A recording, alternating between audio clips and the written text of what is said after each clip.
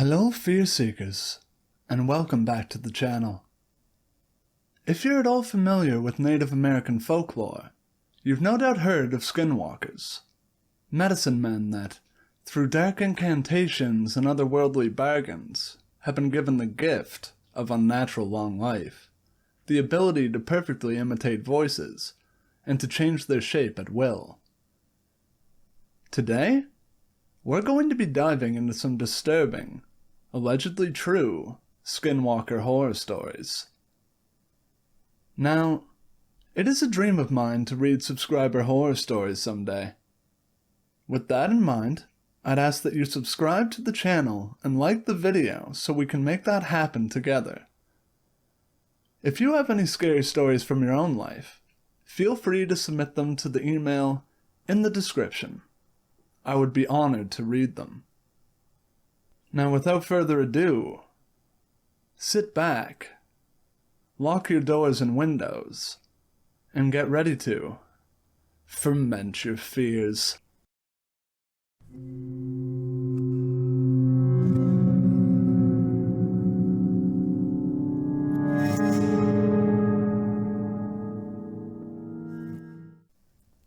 Before I begin, I would like to say that this is a very long story. It's been something that's haunted me since I was 6 years old, since my first encounter with it. I have had dreams about this, and 2 very specific encounters with the creature. I'm sharing this story so I could possibly find help on what to do or how to get rid of this creature that's been hunting me since I can remember. Just for background, I am a 21-year-old female and still worry about this creature finding me, but I'll get into detail about why later. For now, here's my story. I would always go camping with my grandparents, who I call my Gammy and Gampy, at the end of my school years. I would always look forward to it since I grew up loving the outdoors and the woods. I especially loved camping, loving the idea of having s'mores, taking long hikes, and being around the campfire. And of course, the wildlife we would see. Now, I grew up in California, mostly near cities, so the forest was like my true home to me. I always preferred being near trees and dirt rather than buildings and crowded places. Besides, the woods were much quieter and more peaceful. I always felt safe when I was there, like nothing could ever hurt me. But something strange would always happen at the end of the month of May. I would have this reoccurring dream during the last week of my school year. I would be in the woods, walking alone down a dirt trail. The woods were always strangely quiet. I would continue to walk this path until I saw this red fox poke its head from behind a tree. Its eyes were always strangely human-like, but they were yellow and somehow looked like teddy bear eyes, and it would just stare at me. It wouldn't make a sound at all. It would just watch me. Usually in my dream, I would go up and pet it. Then the fox would finally make a noise, usually a soft growl. Then I would continue walking, and it would follow me. The first time I had this dream was when I was actually around 5 years old, and it lasted until I was about perhaps 11. Over the years, it would be the exact same thing. I would walk in the woods, find this fox, pet it, then continue my hike with it alongside me. But after having this dream for the 4th time, it would start to walk behind me.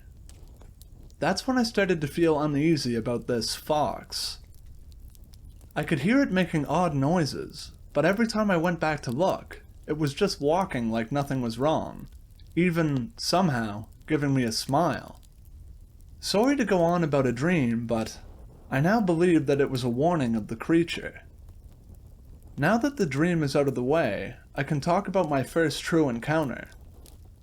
I was 6 years old and going on a camping trip with my Gammy and Gampy for about a week. Of course, I was very excited for it, being able to barely keep myself in my school seat for the last day of kindergarten.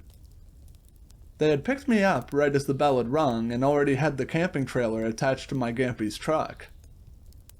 I remember he drove an old red truck that only had 3 seats, me always being in the middle. It took about 2 hours to get there, and another good hour to find our usual camping spot. It was deep into the woods and far from other people, as my gammy wasn't too fond of being around other people while we camped. As they were setting up the camping trailer, I wandered around the campsite, loving to dig in the dirt for bugs. I had sat down on the dirt and started to dig, but I noticed how strangely quiet the woods were. It was never quiet, not even in the dead of night. I thought it was odd, but being only 6, I didn't think too hard about it.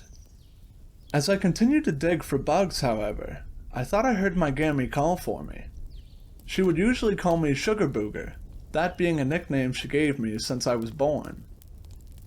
That's what I had heard, but it sounded like she was very far away and somewhat sick. Sugar Booger! I looked up where I heard it come from, that being from the woods, but there was no way she was there, because she was still unloading stuff from the truck. Even at the age of 6, it didn't feel right, so I walked closer to my grandparents and stayed next to them. I soon forgot about my weird encounter though as we began to have fun. For the rest of that day, we played card games, sat next to the campfire as we ate dinner, and stared up into the stars. I always loved seeing the stars. I could never really see them anywhere that I lived. We started to get sleepy around 9 p.m. I believe, and we started to get ready for bed. There were bunk beds that me and my gammy would sleep on, keeping our luggage on the top bunk and we would sleep on the bottom bunk. Due to my gampy's snoring, he would sleep on the couch of the trailer. I would always sleep next to the trailer window just in case I couldn't sleep and wanted to look outside.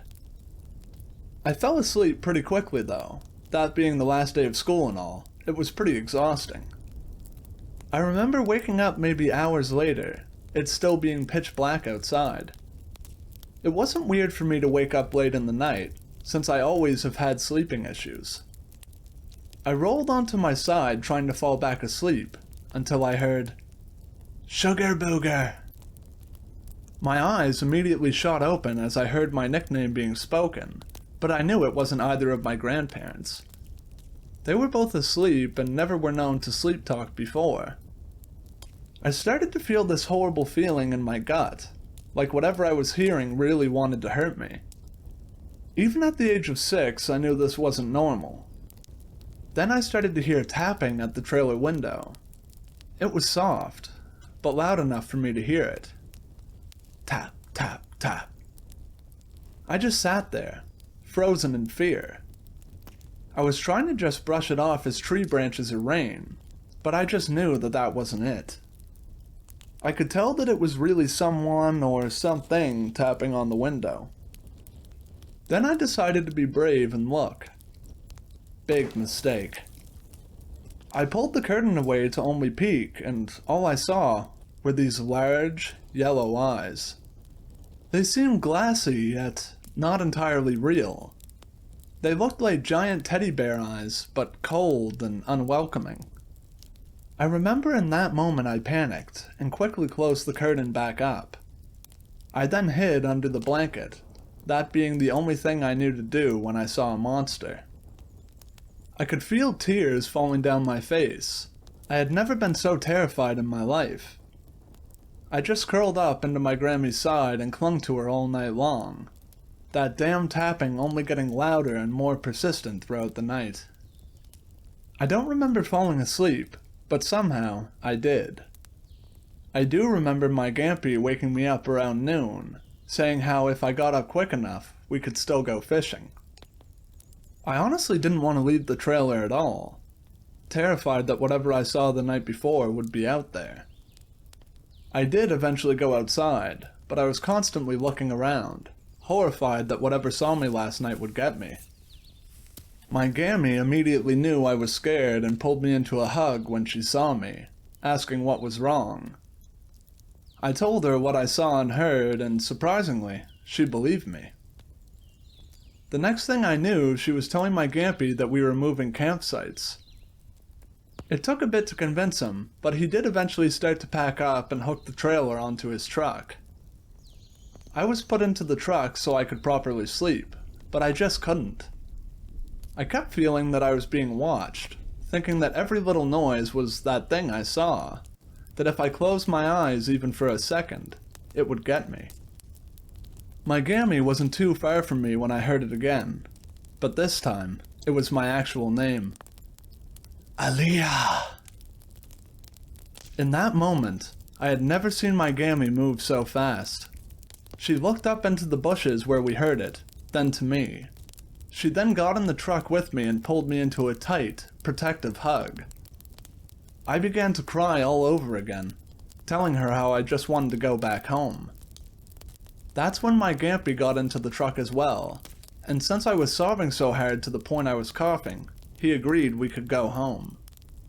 We started to head out of the campsite, still hurt that this trip had been ruined by something, but I still didn't know what.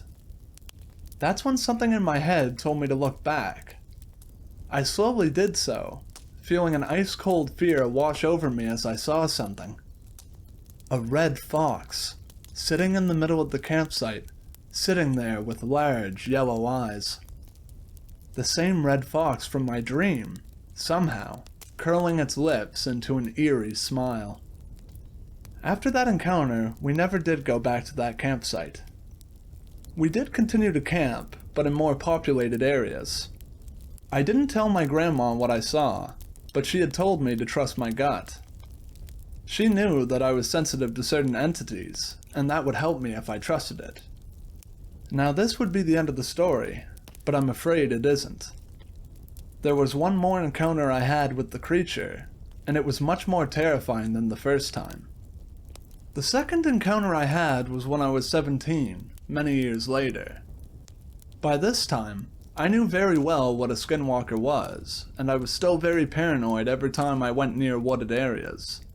I still worried about seeing that fox, but I never really thought about it too much.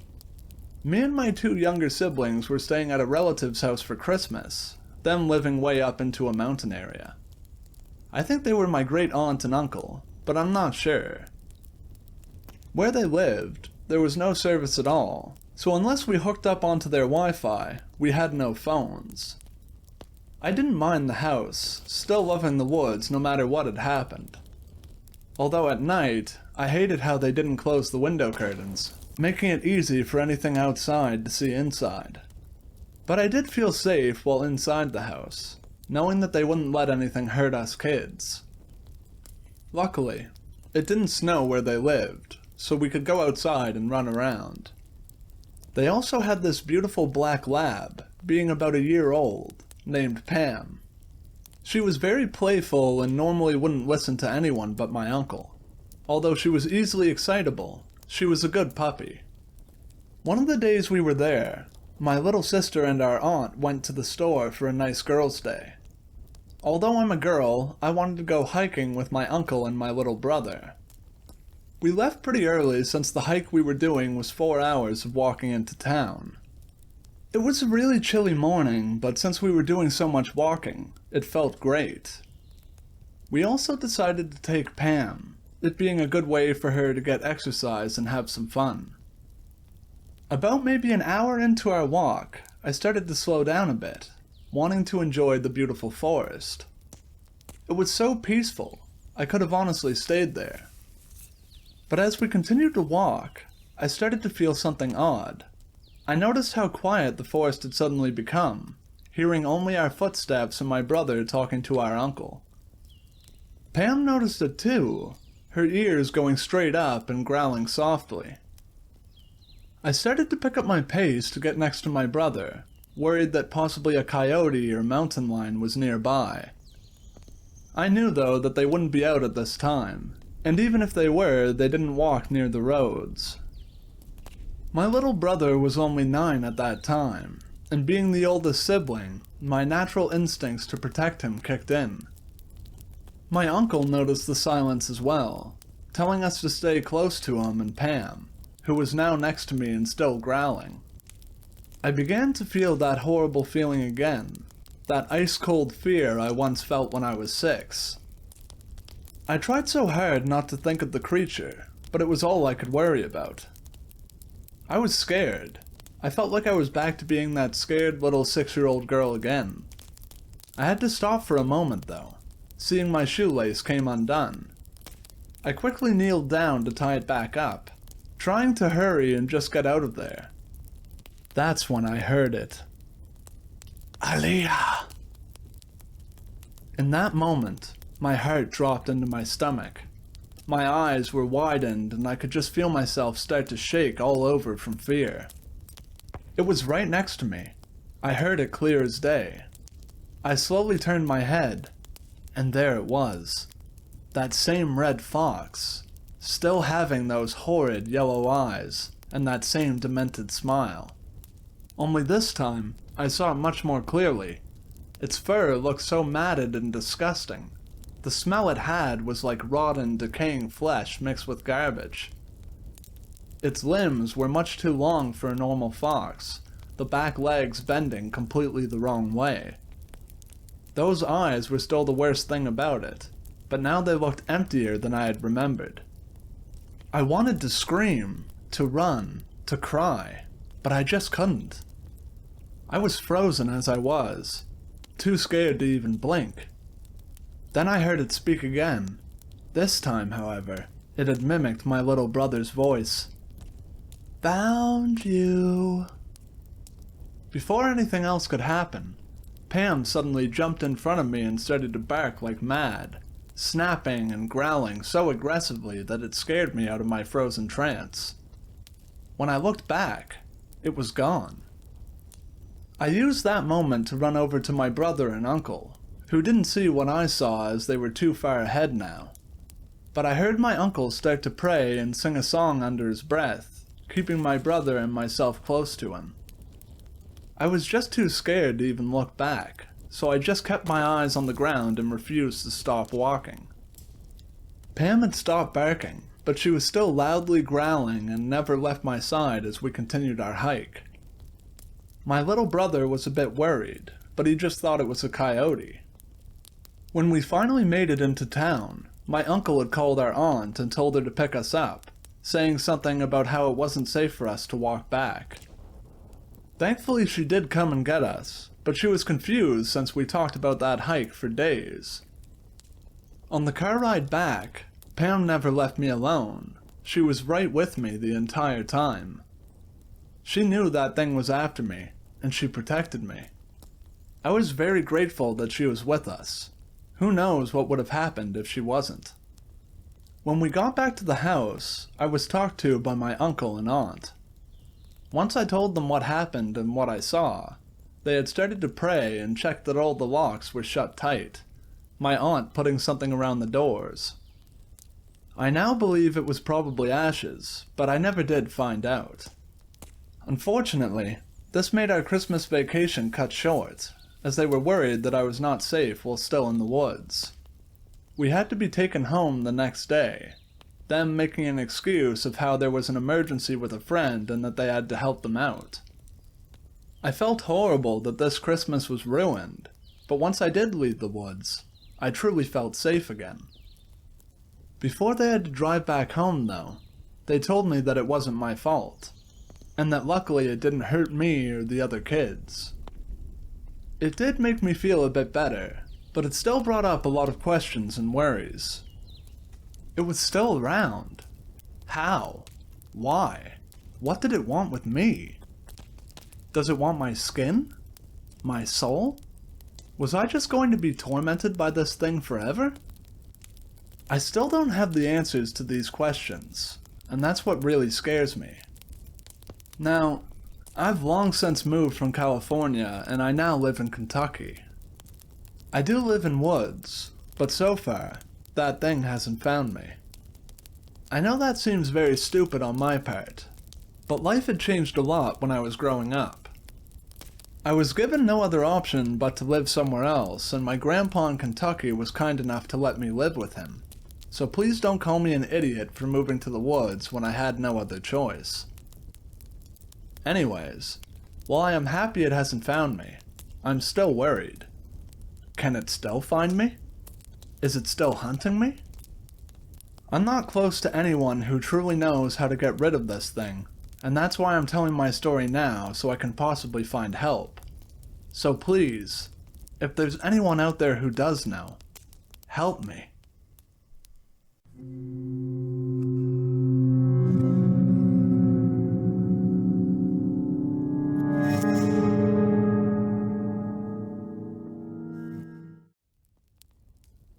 Growing up, I lived in northeastern Arizona, literally about 5 miles south of the Navajo reservation in Winslow.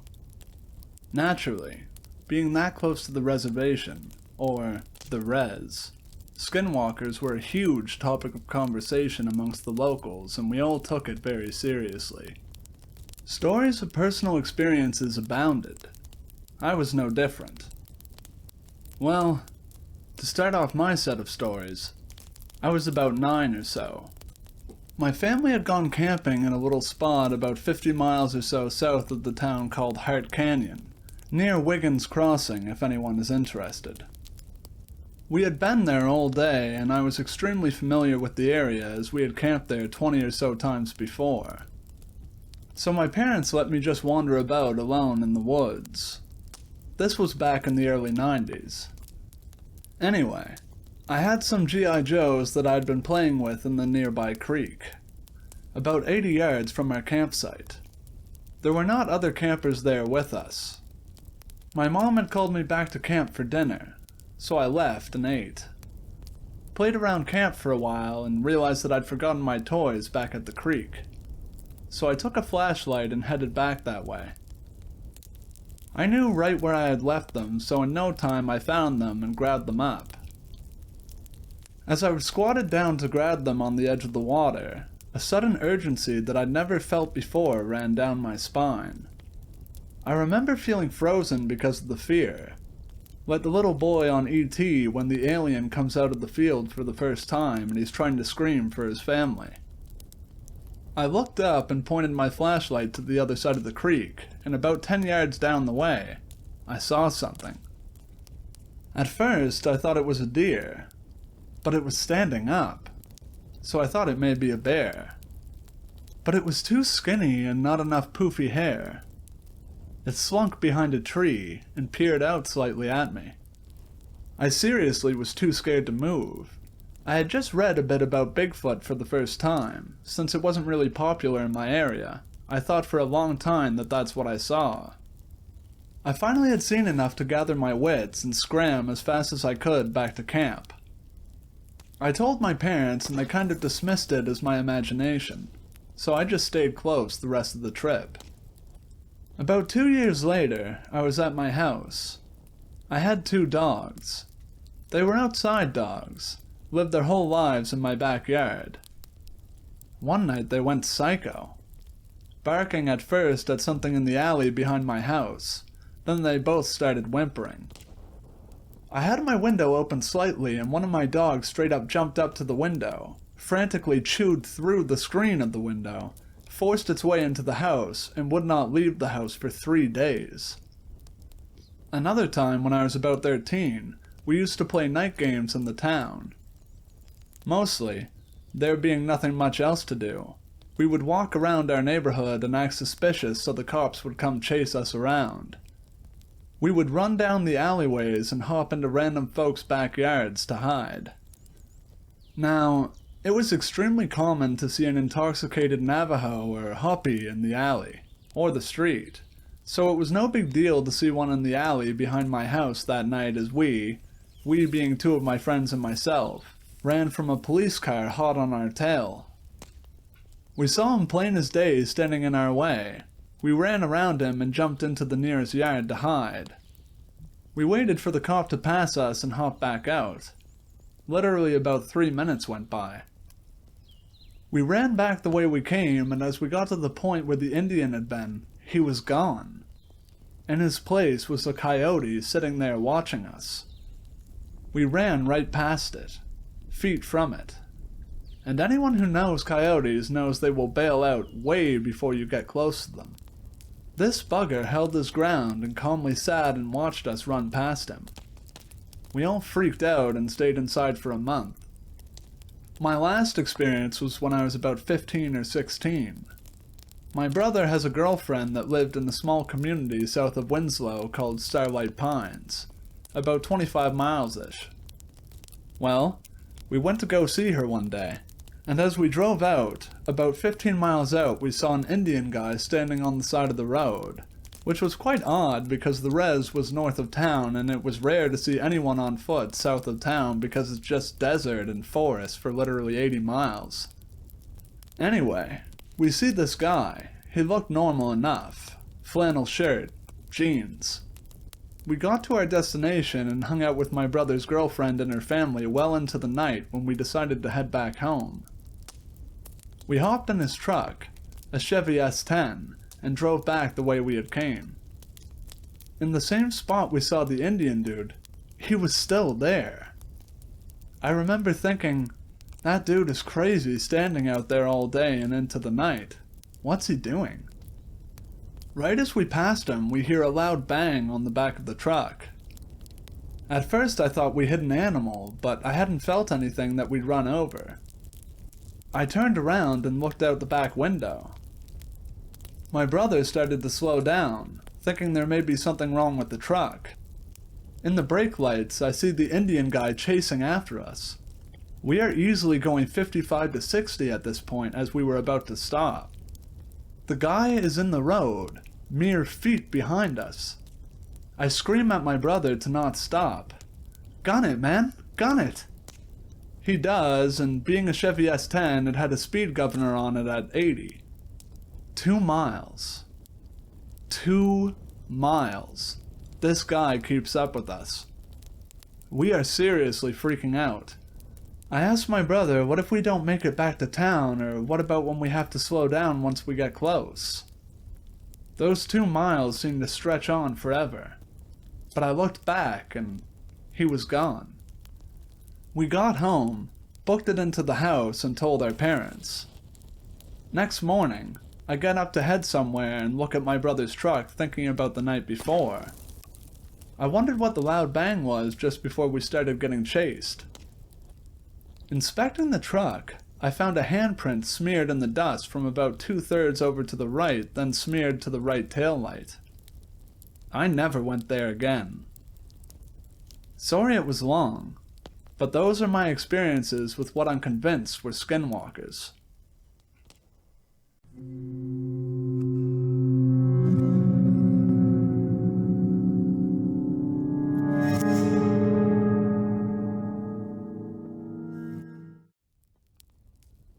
I'm Dene, Navajo, and boy have I heard a lot of stories growing up on the reservation. While I've never seen anything myself, which I am grateful for, I have benefited by being around the people who have. There is a different kind of evil that exists in the quiet high deserts and deep sandstone canyons of Utah, Arizona, New Mexico, and even Colorado in the southern Ute area. I can only describe it as an ancient evil now. There are helpful ceremonies, rituals, and traditions that are still practiced to this day. Hell, even a local hospital has an on-duty medicine man. But it seems to be a double-edged sword. What I mean is there's also black magic, which most Dene will not even acknowledge or speak of. We are very superstitious and are heavy with taboos. You will find this with most First Nation people. From Alaska to Argentina, it's just something you don't do, in fear that it will get the attention of unwanted spirits or harmful beings. Skinwalkers or Naldlushi are just a few stories that kept me up at night with the covers over my head. Here's a quick one for you guys. A Navajo tribal police officer was driving west on what used to be officially named Highway 666. It was lightly snowing, maybe 1/4 of an inch, which is a lot of snow for home, and he sees an old woman walking on the side of the road. How she got there or where she was going was not apparent because she was so far out in the middle of nowhere. He didn't see her right away, but as he passes, he noticed that she is dressed in traditional clothing, a shawl, dress, moccasins, and her hair in the traditional bun. Not too odd. Many elders still choose to dress traditionally, but why was she out in such cold weather this late at night? Hitchhiking, maybe. He passed her too quickly and now has to turn around, and as he makes a U-turn, he notices she is nowhere to be seen. This is fairly flat terrain, and he for sure had seen an old woman walking. He pulls the squad car over and steps out with his flashlight. Confused, he manages to find the woman's footprints in the shallow snow. He follows the footprints until they suddenly turn into what look like dog footprints leading away from the road in a hurry. He immediately jumps back into the squad car and meets up with another officer near his patrol. He is a little shaken up, but asks the other officer if he has ever seen anything like that. The officer tells him that he has. He also explains that sometimes it's an old woman, sometimes a very beautiful young girl, but always on that road and always in the snow, waiting for the right good Samaritan to let her into their car. I still get nervous driving those wide open spaces at night. I keep my eyes strictly on the road and turn my music up high. I rarely pick up hitchhikers, but I never pick them up at night.